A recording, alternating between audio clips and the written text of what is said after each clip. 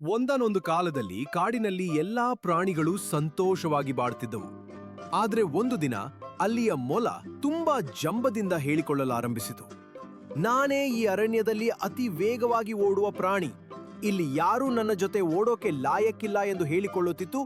ಆ ಎಲ್ಲ ಪ್ರಾಣಿಗಳು ಇದನ್ನು ಕೇಳಿ ನಗ್ತಿದ್ರು. ಆದ್ರೆ ಅಲ್ಲಿ ಇದ್ದ ಆಮೆ ಮಾತ್ರ ಶಾಂತವಾಗಿತ್ತು. ಆಮೆ ಸಣ್ಣದಾಗಿ ನಗುತ್ತಾ, ಏ ಮೊಲ, ನನ್ನ ಜೊತೆ ಸ್ಪರ್ಧೆ ಮಾಡ್ತೀಯಾ ಎಂದು ಕೇಳುತ್ತೆ. ಆಮೆ ನಗುತ್ತಾರೆ. ಮೊಲ ಜೋರಾಗಿ ನಗುತ್ತದೆ. ಸರಿ, ನಾಳೆ ಬೆಳಿಗ್ಗೆ ಸ್ಪರ್ಧೆ ಮಾಡೋಣ, ನೋಡೋಣ ಯಾರ್ ಗೆಲ್ತಾರೆ ಅಂತ. ಮರುದಿನ ಬೆಳಿಗ್ಗೆ ಎಲ್ಲಾ ಪ್ರಾಣಿಗಳು ಓಟ ನೋಡಲು ಬಂದು ಜಮಾಯಿಸಿದ್ರು. ಜಂಗಲ್ನೊಳಗೆ ಓಟದ ಮಾರ್ಗ ರೆಡಿಯಾಗಿತ್ತು. ಸಿಂಹರಾಜ ಸ್ಪರ್ಧೆಯನ್ನ ಶುರು ಮಾಡಿದ. 1, 2, 3 ಓಡಿ! ಮೊಲ ಮಿಂಚಿನಂತೆ ಓಡಿತು. ಆಮೆ ನಿಧಾನವಾಗಿ ನಡೀತಾ ಇದ್ದ. ಮಧ್ಯದಲ್ಲಿ ಮೊಲ ಒಂದು ಮರದಡಿಯಲ್ಲಿ ನಿಂತಿತು. ಆಮೆ ಇನ್ನೂ ದೂರದ್ಲ ಇದೆ. ಅದು ಇಲ್ಲಿವರೆಗೂ ಬರೋರ್ಗೆ ನಿದ್ರೆ ಮಾಡಬಹುದು ಎಂದು ಮಲಗಿತು. ಆದ್ರೆ ಆಮೆ ಎಲ್ಲೂ ನಿಲ್ಲದೆ ನಿಧಾನವಾಗಿ ಸ್ಥಿರವಾಗಿ ಸಾಗುತ್ತಾ ಸಾಗುತ್ತಾ ಅಂತಿಮ ಹಂತಕ್ಕೆ ತಲುಕಿತ್ತು.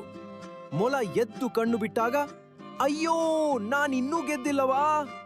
ಎಲ್ಲಾ ಪ್ರಾಣಿಗಳು ಆಮೆಗೆ ಉತ್ಸಾಹ ತುಂಬುತ್ತಾ ಇದ್ದವು. ಓಡು ಆಮೆ ಓಡು ಎಂದು. ಕೊನೆಗೆ ಆಮೆಯು ತಾಳ್ಮೆಯಿಂದ ನಿರಂತರ ಪ್ರಯತ್ನದಿಂದ ಅಂತಿಮ ಗುರಿಯನ್ನ ತಲುಪಿತು.